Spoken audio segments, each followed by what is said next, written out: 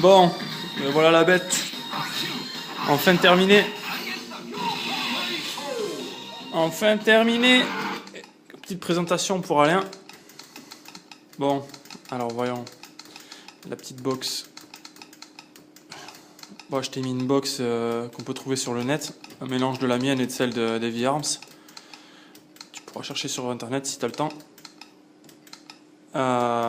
Donc ouais, j'ai configuré, je t'ai mis les émulateurs qui tournent le mieux en 15 kHz, donc c'est-à-dire avec des graphismes vraiment des pixels comme à l'époque, parfait.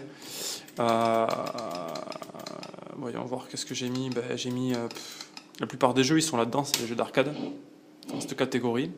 Donc pour entrer dans une catégorie de jeu par exemple, quand tu vas lancer la machine, ça va arriver directement là-dedans, dans un menu comme ça, une roue, et donc tu peux te déplacer avec haut ou bas, et tu choisis, par exemple ça c'est Neo Geo, ça c'est les jeux d'arcade, là il y a à peu près, j'ai mis tous les jeux, même Neo Geo ils y sont là-dedans, il y a tout, donc là il y a à peu près 10 000 jeux je pense, donc il y a des doublons, hein, il y a des jeux qui sont en double, alors si je remonte vers le haut, là je vais aller vers le X, en revenant en arrière, XZ, tu vois, il y a des jeux, bon, il y a des jeux où il n'y a peut-être pas même le nom, il n'y a pas la vidéo des fois, mais ça ne veut pas dire que le jeu ne marche pas, il faut essayer, parce qu'il y a plein de versions, il y a des versions trafiquées, des versions japonaises, US, bon, peu importe.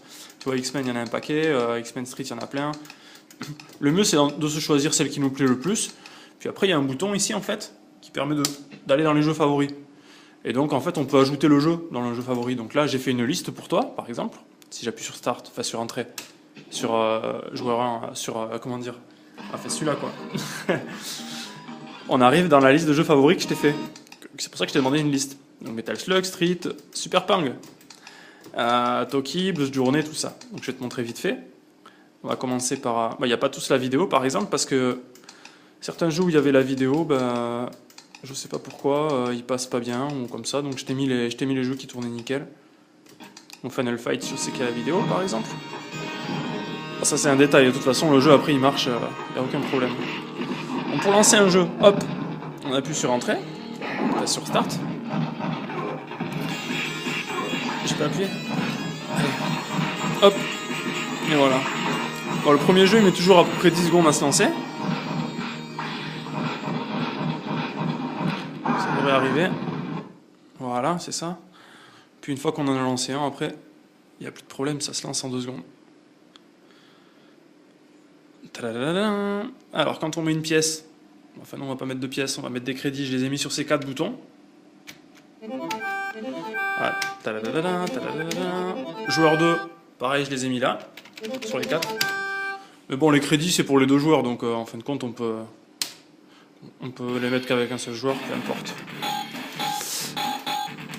Hop.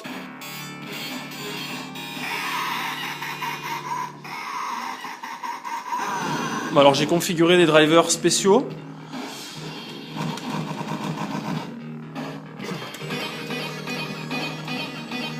Driver ATI modifié qui permettent d'avoir une résolution en fait parfaite pour chaque jeu. C'est-à-dire que par exemple Final Fight, si je me rappelle bien, il doit tourner en...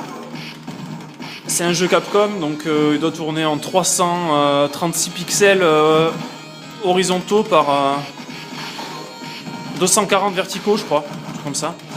336 par 256. Donc je vais quitter, c'était juste pour vous montrer. Donc pour quitter, on appuie sur le joueur 1 et sur le joueur 2 en même temps. Alors, par exemple, voilà, c'est automatique, quand on laisse tourner, ça défile et ça met des vidéos comme ça. Bon bref, j'ai mis donc des drivers modifiés qui permettent de calculer la résolution exacte pour chaque jeu. C'est ça qui est terrible en fait. Donc par exemple Metal Slug il tourne en 320 comme tous les jeux Neo Geo, il tourne je crois en 320 par 240.